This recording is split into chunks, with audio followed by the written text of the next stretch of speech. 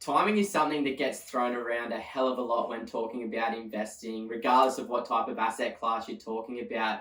Now, it can be a cruel beast, but super, super important if you can actually use it to your advantage. So today we're going to talk to the real estate side of things and whether or not you can actually time a market.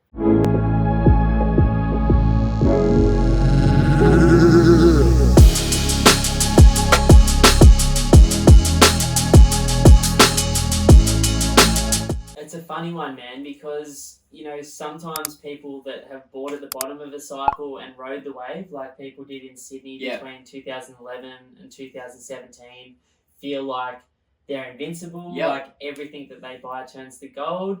And then, people that bought before that in the 4 or 5 years that got wiped out in the GFC feel the complete opposite and they overcorrect and they become fearful for the rest of their investment lives. So timing is so important, and what people really need to know is we go through waves. Things are always going to go up. They're always going to go down. There's going to be periods where they go sideways, and you just need to safely navigate your way through all of that chaos. Yeah, like most markets run in cycles at different times throughout that cycle. There's periods of good times where the assets are growing in value. Other times they sit flat for, extended periods of time, or other times they come backwards. And over the last 15 years, we've seen all of it here in Australia as well. But where did it all really start for yourself? Because you're so massive on timing. Thank God. I'm just all about figuring out smarter ways to do things. And so if I can learn to manage my downside risk as an investor, I want to manage it. I don't want to be just blindly working through the market and hoping that if I just hold forever, it's going to work out. Yeah. So where it started for me is I was feeling super anxious as an investor. At that time, I think I'd bought 9 properties and owned, I can't remember how many of them still. And it was late one night, my wife was away for the weekend and I was with my 2 kids, and I was just reading and reading and reading. I started reading when I put the kids to bed at 7 and it was like 4 in the morning. I was just like, it was one of those nights where, thank you. Yeah, seriously. I just needed to go down that rabbit hole. And at about 3 o'clock, I found Ray Dalio's book, Big Debt Crises. Which is a scary one to read. Scary one to read. Actually, no, I didn't find that night, but I found Phil Anderson's book, The Secret Life of Real Estate and Banking. And what I was searching for, like you guys listening to this today, is a pattern in the madness. Yeah. I just couldn't believe that markets are only sentiment driven. Yeah. And that sometimes they go up and sometimes they don't go down, and that's about all there is to it. People are way too smart, and there's too much data collected over hundreds of years for me to believe that. So I found Phil's book first, and I immediately ordered it that night, and I was watching every video I could of his, and effectively that started my concept of timing. And then from Phil, I went on to Fred Harrison. From Fred Harrison, I went to Ray Dalio. From Ray Dalio, started to look at Warren Buffett's stuff. But the overarching concept is that markets go up and down, which we all know, and sometimes with massive irregularity, but there are also patterns. Now, one of the patterns that Phil and Fred found from studying 350 years of European booms and busts and 250 of American is a pattern of about an 18.6 year cycle. Yeah. So that pattern looks like 7 years up, mid-cycle slowdown, which we've just gone through, which will be called the coronavirus. 7 years up, again roughly, or so, maybe 5 to 6 years up, and then a major correction. Now that major correction is a depression, recession, like the GFC, like the recession we had to have.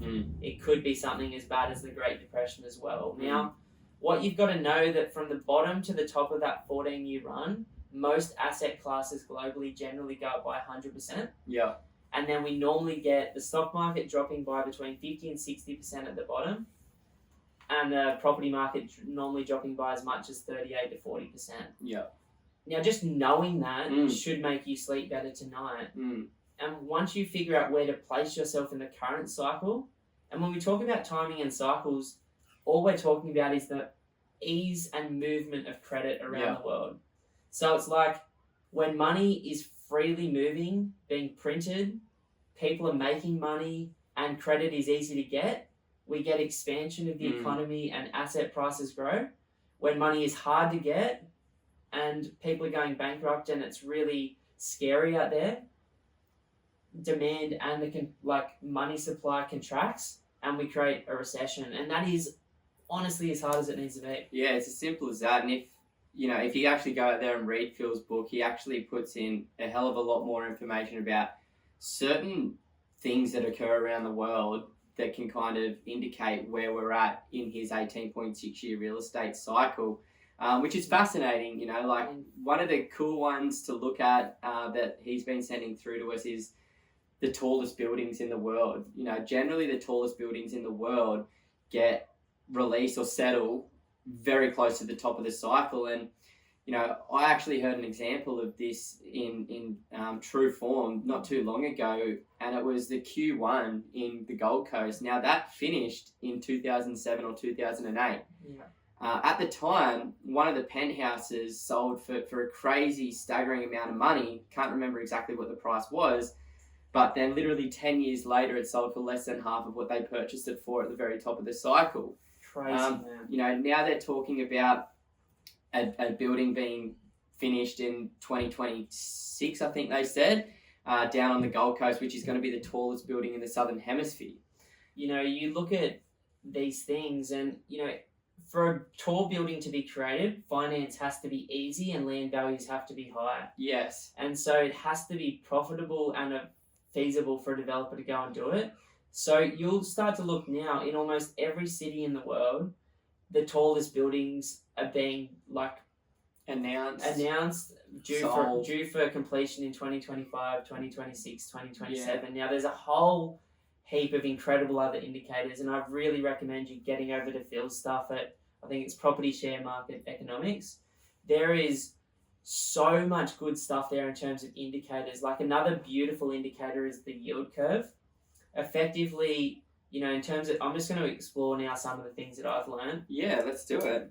One of these indicators again is what they call the inversion of the yield curve. Now, the yield curve is effectively just the 10-year bond rate versus the short-term 3 or 6 month bond rate. Now, when they are tracking away from each other, we generally historically haven't seen major recessions. When they invert, normally within 6 to 9 months, we see a recession. Now, the last time it inverted was about 6 months before March 2020, which was like a sign. And Phil sent us an email saying the yield curve's just inverted in America and Australia.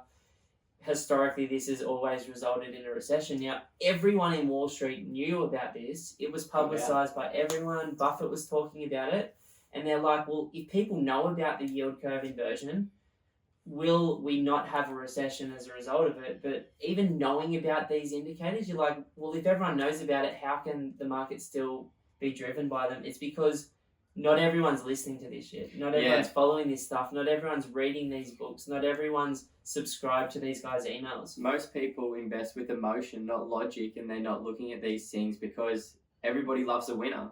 Look at how many people got in Bitcoin at the very top both times. I think it was 2018 and 2021 when it got to where it did. It was like $40,000 in 2018, almost $80,000 in 2021. I think it was 28k in 18, wasn't it? That was its top. Oh, right. Yeah. I'm not a Bitcoin guy, so I'm not sure exact. Thanks for clearing that up. But what I mean is, regardless of what the price was of Bitcoin, the discussion, like the conversation about Bitcoin was like, oh, it's going to be the greatest thing of all time. And, Buffett talks to this as well. And it's a really, it's basically investing for dummies in terms of timing. It's be greedy when others are fearful and be fearful when others are greedy. Like, during 2020, it was a scary time to invest in real estate. People did not know what was going to happen. People were scared. The amount of people reaching out to us dropped significantly. The narrative was completely different. People were super scared at the time and people didn't want to spend money. There was so much money on the sidelines. But you, me, our sister Crystal, and like 3 of our colleagues actually purchased properties before August of last year. And it was scary as. That was the scariest purchase that I had to make. Yeah. But 12 months down the line now, it was the best decision that we've ever made because everybody was scared, nobody was buying, supply was high, demand was low, there was good buying opportunities, and we got into the market and we didn't know it was going to boom as much as it did, but it has, and that was a really good indication of when to sort of get in. Yeah, like I think, there's two different philosophies with investing. One of them is you just buy when you can afford to buy and hold long term, which is Warren Buffett's value investing approach, and it's just quality stuff, long term.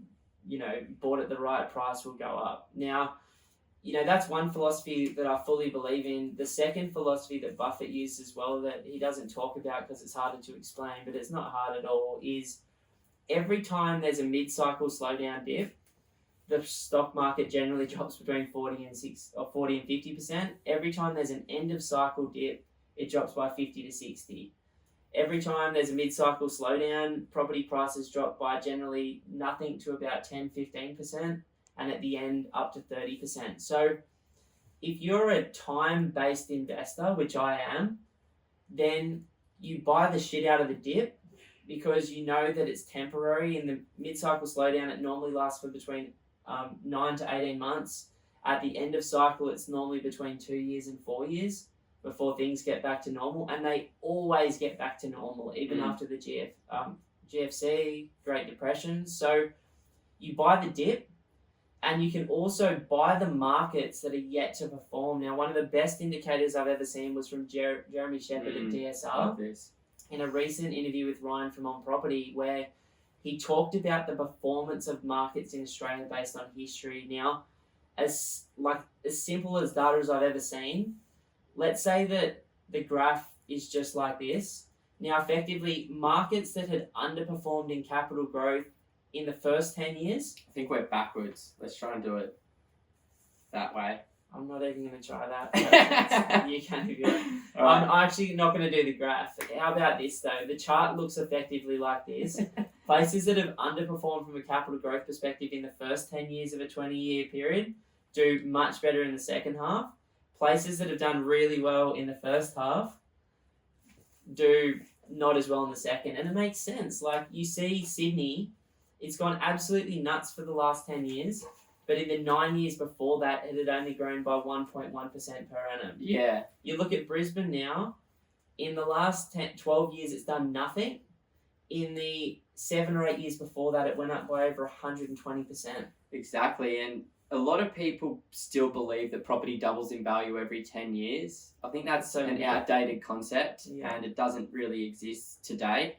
So if you're looking at your 10-year performance as an indicator to make an investment decision or create an investment strategy, then you really need to look at those areas that have had a lack of performance in the previous 10 years. And I talk to a lot of people that think Brisbane is a terrible market to invest in because they knew of or they personally bought a property at some point between 2008 and 2012. And based on that, if you were to look at the 10-year performance buying in 2008 to 2012, the Brisbane property market would have looked like a winner had you have been basing it off the 10 years property doubles in value. Every 10 years property doubles in value. So it would have looked good. But knowing what we now know, it was the wrong time to buy into those assets. And where probably would have been a smarter place to buy in 2008 through 2012 would have been a place like Sydney or Melbourne. Whereas if you had have looked at the 10-year performance in those two markets, the 10 years prior to 2008 to 2012, it would have looked like it underperformed. You cannot underestimate how much an Australian or international investor will pick a winner with no logic behind it. So every time Bitcoin or Ethereum is running, you start to feel it when your guy at the gym or your hairdresser or your construction guy or your plumber mate or, your financial advisor even, like these guys are no better, is like saying get in. And it's like almost every single time I've looked to get into crypto, it's been a top because it's like, oh fuck, it's just, and then I don't. And then it's almost called the Ben top. It's like every time I'm thinking about buying it, it drops by 40%. But it's like, I want people to like, you cannot underestimate just how much people love a winner, whether it's an underdog footy team, an underdog horse, a winning horse, like a winning stock, a winning property market. People just jump on the bandwagon because regardless of whatever we say, we are greedy and we want to make easy money without having to do anything, and we love telling the story of the win. Yeah. So it's like, stepping back from that, I 100% I want everyone listening to this to win. And there's, I think, a few things that you need to know around what governments do to give you confidence the next time it's really, really, really bad. Now, you don't want to buy at particular times of the cycle. Like, there's times when it's running really, really hot just before it's going to crash because everyone's coming in late because it's been working. They call that the winner's curse. The winner's curse phase, and that might have been like the last 2 months in Bitcoin, for example, or something, before it crashed again. You know, and you don't want to buy too early in the down phase either. Like in 2020, in the mid-cycle slowdown, for example, I think, you know, it was about a January top, and it took a little while for the market to go down. And then the market stayed down for a little while before it came back up. So you can, you know, just be aware of that stuff. But the confidence that I have now, understanding that there are these long-term cycles, is the governments and big businesses around the world will always and historically have always stepped in to support. Now, in the mid-cycle slowdown, they're in a much better financial position, balance sheet-wise, to step in and help in a big way. Unfortunately, at the end of cycle position, it can be very difficult for certain governments to step in, which is why more businesses and people go bankrupt at that time, because they've got so indebted in the middle point. Like the world's just printed $12 trillion or something. A lot. You know, governments are pretty indebted. A lot of businesses are as well, which means in 5 or 6 years when we get ourselves into trouble again, it's going to be tough. But what governments do, and Ray Dalio talks about this in Big Debt Crises. Now, he doesn't talk about the same 18.6 year cycle, but what he does is reviews the 20 or so biggest historical crashes in individual countries around the world in the last 100 years. And what came out of that is his solution for governments on what levers they can pull. Now, one lever is making money easy to access. Another one is making money cheaper. Another one is dropping money into the lowest income earners in the population so that they re-spend it. Another one is like allowing people to access their 401k and 401 or super in Australia. It's Hang like, on a minute. Those 4 things have just happened in the last 12 all months. those things have happened. Then there's 2 other things that he talks about. One is government increasing their spend of gross domestic product on infrastructure, which we're doing. And then he talks about a last resort, and he's like, you can also tax the richest people and businesses properly. Which is the least desirable he's one. He's like, we should never do that because he's one of the wealthiest men. And like, it's like a laugh at the end of the book. He's like, but we should never do that one because there's better solutions earlier. That's like, you know, a clear indication of, you know, what could potentially come next though with all of those different things. And that just happened, like every single one of them. Interest rates, lowest levels that we've ever seen. You know, the abolishment of some of the regulations that were put in place during the Royal Banking Commission, JobKeeper, JobSeeker, that's the helicopter cash that you were talking about. What was the other ones? Infrastructure. Like, I think we've got an unprecedented amount of money being spent in Australia on infrastructure. And this isn't Australia. Like, America's vision with Biden at the moment is rebuild America's infrastructure. The same thing's going in Europe, Africa, the same thing's happening in Asia, South America. Like, everywhere in the world is turning to, let's create jobs by putting people into like government funded work. On top of that, you know, there's these waves of commodity prices. So sometimes commodity prices are good long term and sometimes they're on the way down. Generally, the recessions or the depressions when commodity prices are going to be more buoyant aren't as severe. And the beautiful thing about this current time is commodity prices are on like the upside of this K-wave, which is a long-term commodity cycle that was figured out by a Russian economist a long time ago. And so like the severity of these things and the recovery is simpler, and that's simple. Like you look at places like South America, Africa, and Australia that have so many of these commodities under the ground being sold to the Indias, Americas, and Chinas. And you can understand why countries can get themselves out of these issues faster. And it's because we've got so much revenue coming back to the government at the moment as a result of what we're selling out of the ground that we're not just service related in our industry or manufacturing related or farming related. And so it almost bails us out a little bit. And Australia's been lucky to have that. Yeah, so timing's tricky. It is really tricky to understand, but there is books out there is, you know, resources that you can follow. You know, just to recap on the ones that we personally follow on a very regular basis is Phil Anderson, he's an Australian bloke. Fred Harrison, he's from the UK. Both of them refer to W.D. Gann a hell of a lot as well, so you can probably go back and read his books. I think that was in the early 1900s. Yeah. Then you've got Ray Dalio, arguably one of, if not the most successful investor of all time. Warren Buffett, same level. And then, you know, some of the information from Jeremy Sheppard as well here in Australia is quite good. There's some really good stuff. Now, I suppose it's nice to know, but the important thing is, like, how do you use it and how do you take advantage of it? So for me, when I chart the current 18.6 year cycle, it probably started in about 2012 at the end of the last GFC. We rode the first 7 years up to about 2019, which is when all of the Australian property markets topped out. Then we had the 2020 mid-cycle slowdown, which was expected to finish by about 2021, 2022. And then we get between 2021 or 2022 and about 2026 is the next up cycle. We haven't even gone through the crazy amount of growth yet that we're going to see. You know, and again, you've got to put this into perspective with Jeremy Sheppard's information. Markets that have done really, really well in the first 10 years of the 18-year cycle traditionally won't do as well unless there's a unique reason for them to, like the government letting 1 million people in next year, for example. Yeah. Markets like Adelaide, Brisbane, and Perth that haven't done as well in the first 10 years have a very, very high probability of doing well over the second 10 of the cycle. So we move through there, and then after 2026, they're expecting somewhere around then, could be give or take 1 year either way or two, you know, a 2 to 4 year absolute smashing that'll be worse than the GFC historically, because every boom is followed by an equal sized bust. If this is going to be the biggest boom in history, it's also going to be the biggest bust.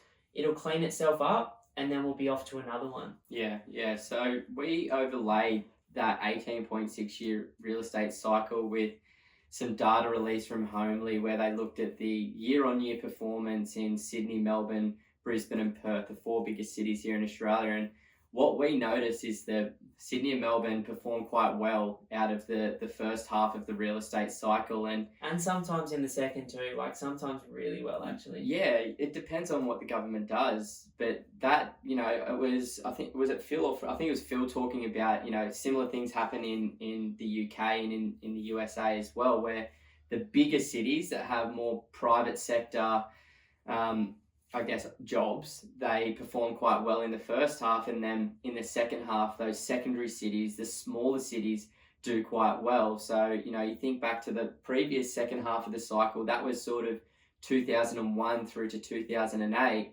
If you look at Brisbane and Perth, both of those markets increased by over 100% in value over that 7-year period there, where Sydney and Melbourne did not much. Exactly, and you know, that's an exciting thing. Like, it's exciting to look at Perth and go, prices are cheaper than they were 14 years ago. And it's exciting to look at it and go, yes, it's hot right now. Yes, Brisbane's gone up by almost 10% over the last 12 months. Yes, Perth is getting close to that also. But because of the lack of performance, it makes me confident, like, I've still got time.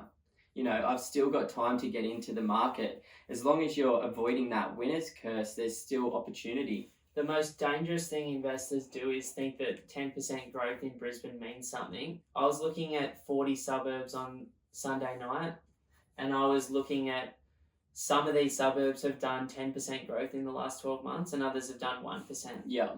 You know, some of these suburbs have done 7% in Brisbane in the first half of the cycle in the CBD over the last 10 years, or Mooloolaba or wherever, Noosa, other suburbs on the Sunshine Coast or Brisbane over the same period of time that are not dissimilar have only done 1%. So as an investor, your job is to figure out the long-term big picture patterns, then the micro patterns, but then to be smart enough to go Brisbane, Sydney, Melbourne, Perth, Adelaide, Hobart isn't Australian market. It isn't a city market. It's a series of individual suburbs, streets, and property types within a city.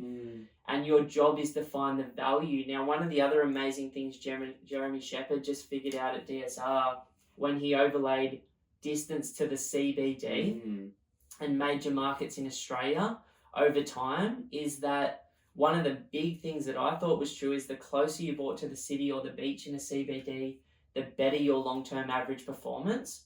He actually found that there was almost no correlation between proximity to the CBD or the beach and long-term performance over 20 years. What he did find though is if Sydney's coming off a huge low, like a 10-year low, then closer to the city and the beach will spike in value much faster first. But the suburbs further away, like your Parramatta's, your Blacktowns, your Engadines, your Northwest Sydneys, will end up catching up because at some point Vaucluse at $6 million is no longer affordable, or Rose Bay or Bondi Beach. And so people look for the next best thing until it trickles all the way out, and the 20-year growth rate will end up being very, very, very similar for the entire city. Yeah, and if you were to look at the most recent HTW update, they talk about Brisbane and what they were saying is the inner ring, they sort of were talking up to 15 kilometres, is ultra hot. There is a lot of pressure, and that speaks to exactly that because Brisbane's coming off a 12-year low. The first areas in the market to perform are closer to the city and closer to the water. And that's exactly what we're seeing. They've been the hottest markets, but looking at those areas that are just slightly further, maybe 15 to 30 Ks from the city, there is limitless opportunity at this point in time, and you've just got to try and ride that ripple effect. You know, I know beaches in Brisbane, for example, that have done 22% growth in the last year that are 17 Ks from the city, and then there's a beach 25 Ks that's done 1.5%. This is the beautiful thing about becoming an investor, not just a punter who's having a crack. So, you know, I suppose finishing it up, key dates that you need to look for now is somewhere around 2025, 2026, it's going to get very hot in certain markets. In other markets, it'll be just flat. You know, cycles can, you know, completely break these long-term patterns as well. Like, that's important to note that Australia somehow dodged the last GFC. You know, Melbourne, Brisbane prices went absolutely through the roof during the last GFC. All the way through, they continued to grow in value. So this isn't a perfect, here's the global cycle, now it's going to work for every single suburb, market and property type or asset class in the world. It's being smarter than that and going, here's a framework that works long-term for hundreds of years in America and Europe. Now, it helps me go, right now for me personally, in the Brisbane property market, I'm leveraging up on properties. I'm going to buy another 2 this year. I don't know if I'll sell them in 4 or 5 years or I'll hold them for 30, but I don't need to make that decision yet. I'll see how things go. It's important to know when is the time to like have a crack and when is the time to pay off debt, stabilize, reduce your cost base, and get ready for a big shake-up. Yeah. Because interest rates won't always be this low. Unemployment rates generally in a GFC or a mid-cycle slowdown go up to 10+%. Yeah.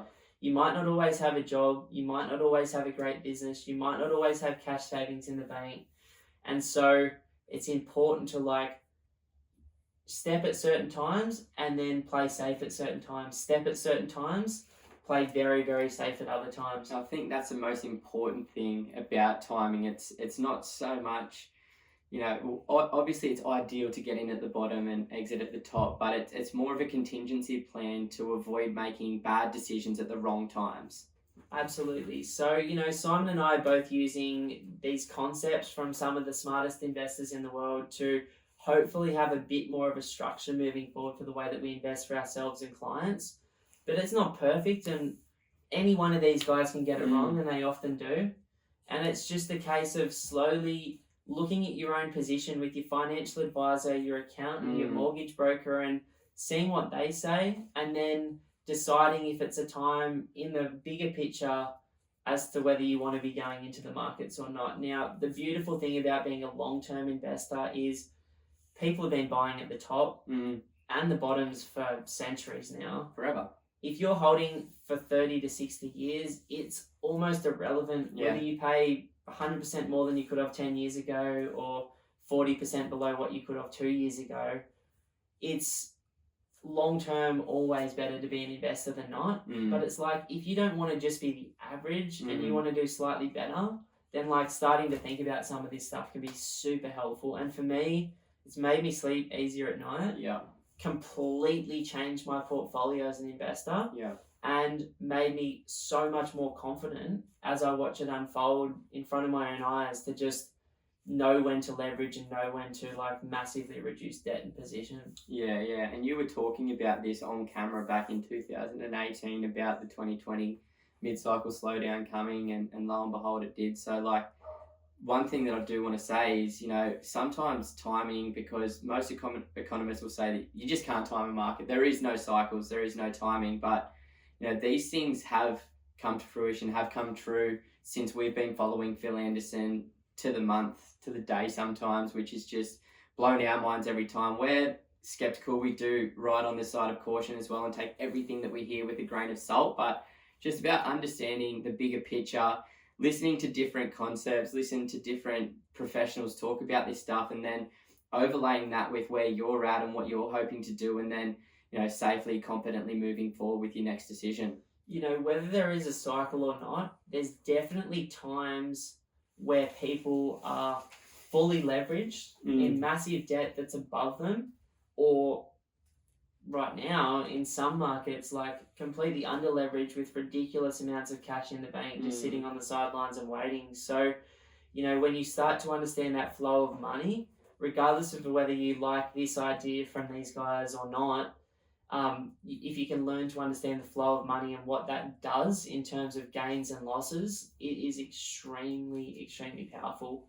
We hope you've enjoyed this one. Yeah, it's a good one. Geeking out a little bit for me. I love talking about this stuff, because as I'm talking it, I'm like relearning it and remembering it, just going, my God, like there is so much good information out there for those of you like myself that are willing to like go deep to completely change your future. Yeah, for sure. And you know, if you want to, please go check out our other social channels. You know, if you're on the YouTube channel, please subscribe, you know, build that following, leave us a comment below. But we also post some more detailed stuff on our Instagram and Facebook pages, like recent purchases, case studies, different areas that we're investing in, lots of really personal information over there. So give that a follow or a like, and you know, share this video with somebody that is a bit more of a skeptic, or somebody that thinks it's a bad time to invest, just to kind of, you know, start that conversation and, you know, have a little bit of a debate, because, you know, debating's good. Like, it's good to run different ideas by one another, so that then we can